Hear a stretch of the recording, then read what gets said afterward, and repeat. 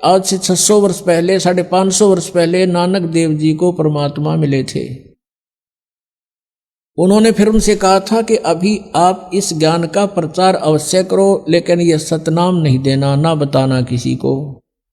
तो अब शंका उत्पन्न होती है कि उनके अनुयायियों का फिर जीवन नष्ट हो गया। जैसे उनकी जन्म साखी में, समुद्र की साखी में प्रमाण है, बाला और मर्दाना ये दो भक्त बहुत अच्छे सेवक थे, श्रद्धालु समर्पित थे नानक जी पर। तो आदरणीय नानक साहिब जी के साथ ही रहते थे। उनके सतलोक गमन के उपरांत जो द्वितीय सेकंड जो अधिकारी हुए नानक साहिब जी के, वो अंगद देव थे। उन्होंने बाला और मर्दाना से पूछा कि आप उनके साथ रहते थे, गुरुजी कैसी क्रियाएं करते थे, कैसे रहते थे, वो सब कथाएं सुनाई। एक समय की कथा सुनाई कि जब हमने प्रार्थना की नानक साहिब जी से कि हमें श्रीलंका दिखाओ, तो उन्होंने कहा आंखें बंद करो। हमने आंखें बंद करी और कहा खोलो, तो खोली। हम समुद्र के किनारे खड़े थे। फिर आदरणीय नानक साहिब ने कहा कि मेरे पीछे पीछे आ जाओ, इस समुद्र के ऊपर, जल के ऊपर, और वाहे गुरु बोलते रहना। मर्दाना और बाला वाहे गुरु करते हुए चल पड़े। जब मर्दाना ने देखा कि गुरुजी तो ओम सोहम का जाप जप रहे हैं बोल बोल के, तो मर्दाना भी ओम सोहम कहने लग गया। वो जल में डूबने लगा। जब आदरणीय नानक साहब ने कहा कि मर्दाना तू मेरी नकल ना करे, मैंने जो कहा तू वही बोल, मर्दाना फिर वही वाहे गुरु करने लगा। फिर जल के ऊपर थल की तरह चल पड़ा। अब ये लीला नानक साहिब जी ने क्यों किया? उन्होंने परमात्मा चाहिए था और परमात्मा ही उनको गुरु रूप में मिले थे आकर के। कहते हैं जो गुरु वचन पर डट गए कट गए फंद 84 के, गुरु वचन निश्चय कर माने पूरे गुरु की सेवा ठाने।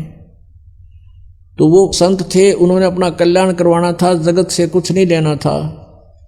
अब यहाँ थोड़ा सा प्रमाण आपको दिखाते हैं।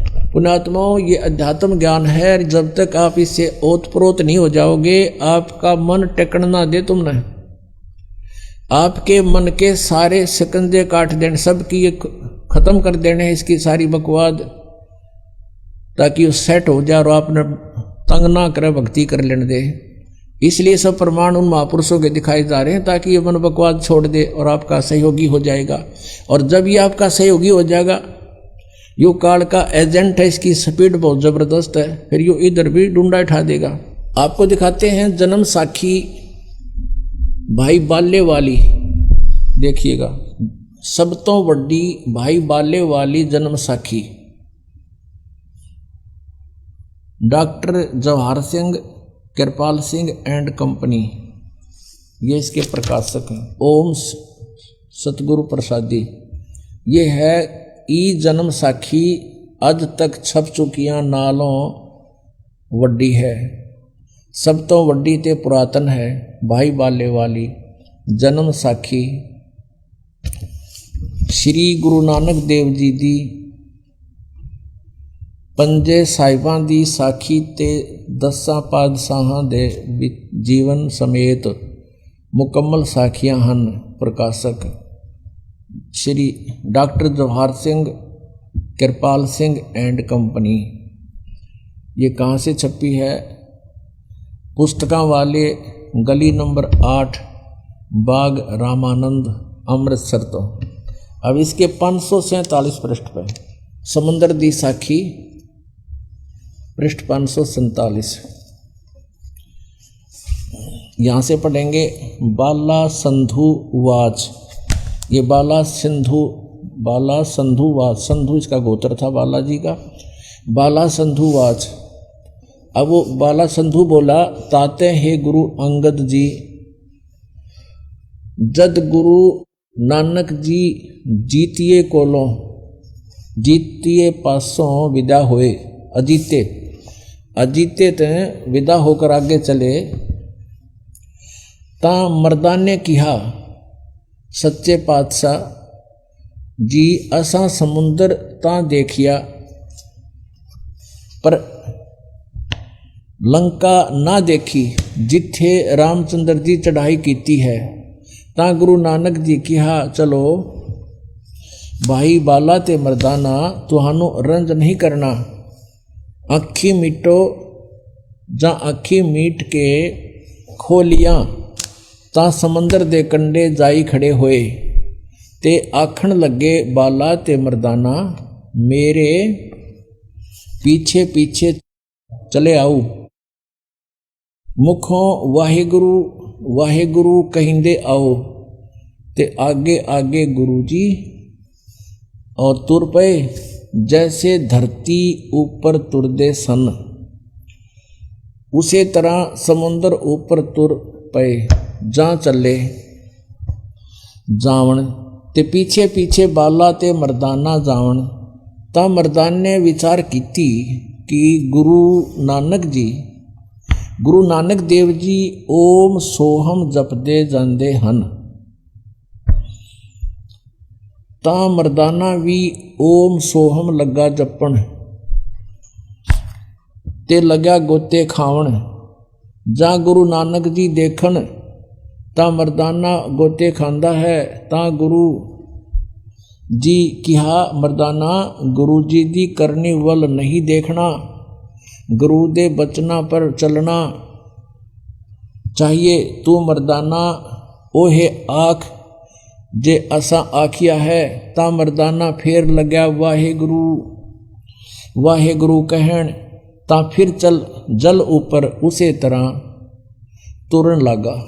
ये हो सकता आपका पंजाबी ना समझ में आई और नहीं पढ़ सकते हो तो एक हिंदी और दिखाते हैं के दौरान अनुवादित है, देखिएगा। क्योंकि दास का उद्देश्य है कि संशय का नाश करूं कति। यह भाई बाले वाली श्री गुरु नानक देव जी की जन्म साखी। भाई चतर सिंह जीवन सिंह अमृतसर से ये प्रकाशित है, ये इसके प्रकाशक है। इसके 559 पृष्ठ पर लिखा है, ये वही है। पंजे साहिब और 10 पातशाह का जीवन संपूर्ण साखियां सहित दर्ज है। प्रकाशक चतर सिंह जीवन सिंह अमृतसर से। इसके केवल प्रकाशक और अनुवादक बदले हैं, बाकी वो मैटर जो का तो है। ये है 559 पृष्ठ और समुद्र दी साखी। समुद्र दी साखी।